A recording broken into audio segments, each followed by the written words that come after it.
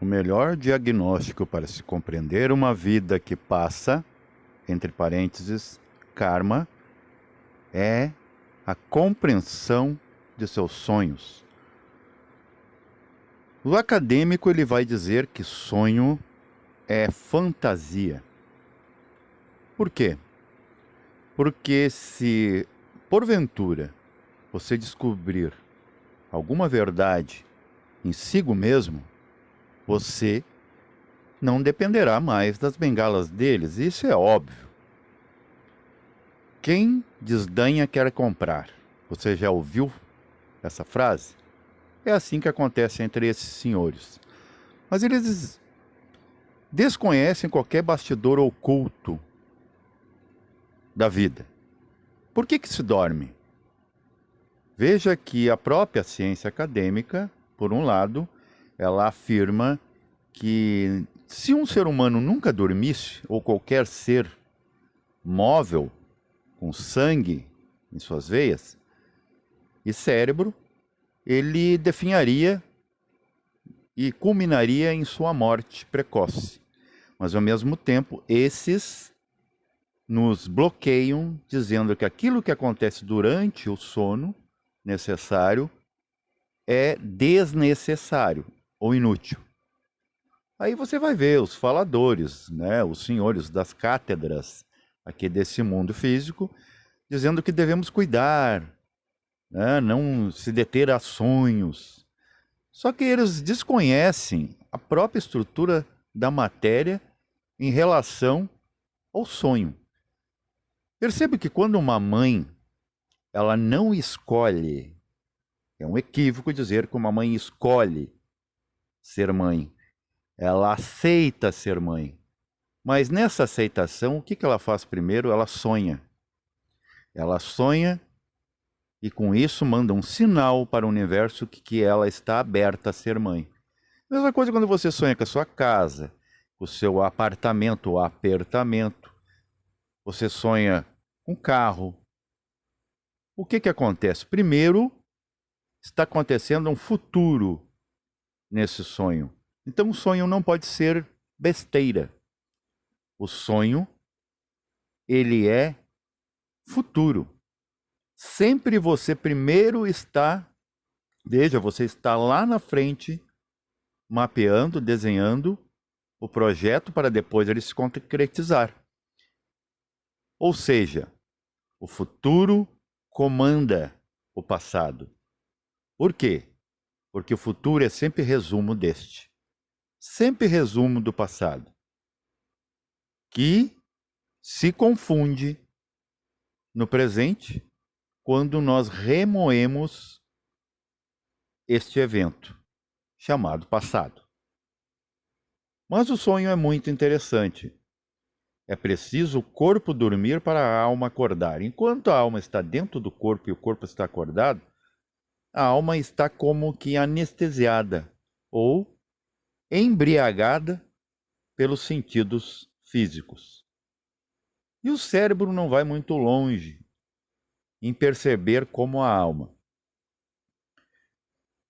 Tem muitos ingredientes no sonho que fala sobre você. Quando é um sonho inconsciente, veja, ele sendo inconsciente ou não, está acontecendo no seio de um lugar que é o corpo sideral de um grande ser cósmico, um Jianshuan, chamado Gabriel. Gabriel significa homem de Deus.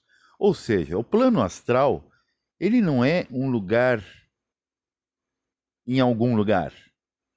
Ele é um corpo sideral, a alma universal, que se chama Gabriel. Sendo homem de Deus, é onde é um mapeamento desse homem. O homem só começa a tomar forma a partir do astral, ou seja, quinta dimensão.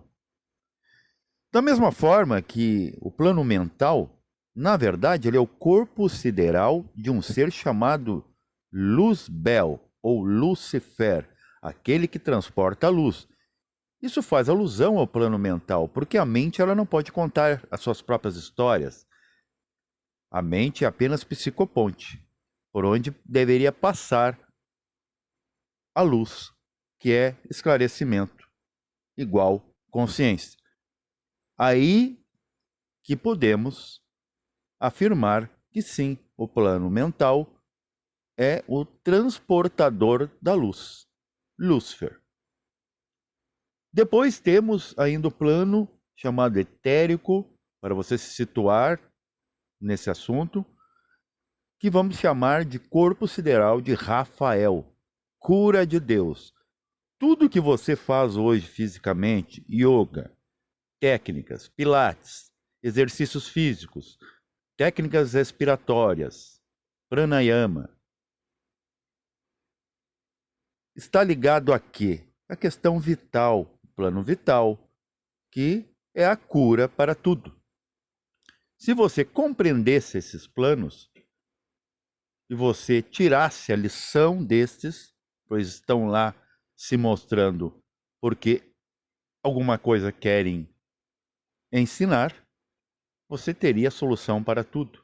E não teria problema o peso do corpo de dor, o corpo que sempre dói e reclama. Até um professor de ginástica laboral, ele nos passando técnicas nos horários de trabalho, em alguns períodos em que a gente está dedicado àquilo, é um intervalo, ele falou algo muito interessante, que na faculdade ele tinha aprendido que o cérebro é a preguiça materializada. Então o cérebro está sempre economizando energias. Por isso que quando ela gasta demais, por demais, o corpo necessariamente tomba. É involuntário, você vai cair uma hora ou outra, embriagado ou sóbrio. Porque daí agora um outro fator deve recompor esse corpo, que é aquilo que mapeia o corpo. Então tudo que você evidencia nesse segundo corpo, ou melhor, primeiro, e esse sendo o segundo, esse carnal que você pensa ser o eu sou, que não é o que fala sobre o futuro desse corpo. Por exemplo, eu tive um sonho inconsciente, apesar de muito nítido, mas eu não tive tradução de momento. Aí vocês vão entender por que o cérebro entra na jogada. Eu olhava para a minha mão astral e eu via uma espécie de apêndice escuro, muito escuro. Parecia como se eu tivesse uma artéria exposta, enrolada na minha mão. E saía sangue das unhas. Logo, eu consegui interpretar quando eu voltei, que daí a alma, muito expansiva, agora se afunila e é a tempo agora de assimilar. O que eu sonhei? Eu estava sonhando com a preocupação vigente, atual, que está acontecendo aqui no Sul. A minha preocupação na minha propriedade, apesar da minha área não ter sido alagada, é com as árvores. Exatamente aquilo que eu vejo nas árvores, que estão caindo por causa do solo fragilizado, caindo involuntariamente, apareceu na minha alma. Então a preocupação para mim, no meu sonho, se mostra in loco, na íntegra, como a preocupação que eu tenho com as árvores que podem cair sobre minha casa. O que é o sangue? Para você entender, a você mesmo interpretar seus sonhos e dizer o que ele está falando de você e seu destino, seu futuro. O sangue é a energia que eu estou perdendo nessa hemorragia anímica sobre as preocupações físicas. Você pode interpretar qualquer coisa desse modo, desde que você silencie, não projete ideias e deixe a consciência falar. A consciência, ela usa corpos, ambientes para falar. Por exemplo, o plano astral é também chamado de o reino de Morfeu, mas na verdade é Morfeu, porque é aquele primeiro ente cósmico, a primeira inteligência cósmica que criou imagens, formas geométricas como conhecemos, que se materializam aqui nas ideias. O que esse ser, que é o próprio meio, faz? Ele usa do seu corpo sideral para dois eventos. O astral, ele usa para o sonho, propriamente dito, que pode ainda ser aumentado, intensificado como viagem astral lúcida, ou pode tornar-se pesadelo. Ou seja, como o que evolui em nós não somos nós, e sim a nossa Kundalini, nosso fogo cósmico, trancafiado na primeira vértebra, no plano etérico, corpo de mesmo nome, ela tanto se torna o caduceu de Hermes, quando desperta, a varinha do mago, na sua coluna vertebral, a sua espada flamígera, protetora e justiceira, que a tudo transforma e todo o mal acaba, ou ela se torna a serpente do abismo. Então, quer dizer, como tudo é dual na criação, a partir do causal, o que acontece é que o próprio sonho se torna ambíguo, como pesadelo, quando é uma resposta do inconsciente coletivo, que o psicoclínico vai dizer que é muito importante, mas na verdade é o que tem de pior na espécie humana, que é tudo que é de ruim que aflora, a fera interna, se tornando comportamento. Como também toda a voz da consciência pode ser decodificada, declarada, sonorizada a partir de sonhos lúcidos. É muito importante isso para o ser que tem sua vida resolvida.